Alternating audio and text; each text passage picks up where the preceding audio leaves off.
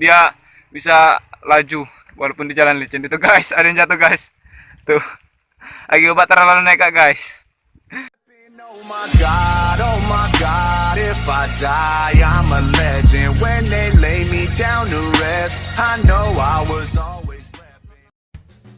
Oke guys, jalan menuju air terjun Bulu-Bulu Tanggamus seperti ini guys. Jalannya kalau kondisinya sedang hujan ya. Kita orang ini dari bawah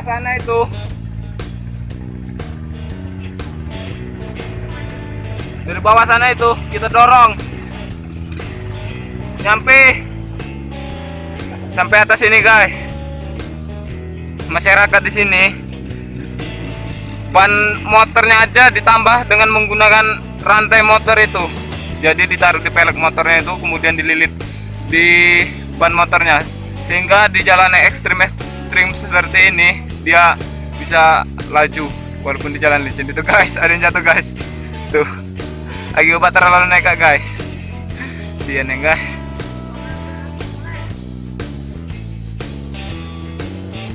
Tuh guys, yang dari bawah tuh guys, dia orang mendorong motor guys. Cuacanya kalau sedang hujan gini guys, jalannya licin. Nih, air terjun Ulu-Bulu Tanggamus, air terjun Lembah Pelangi.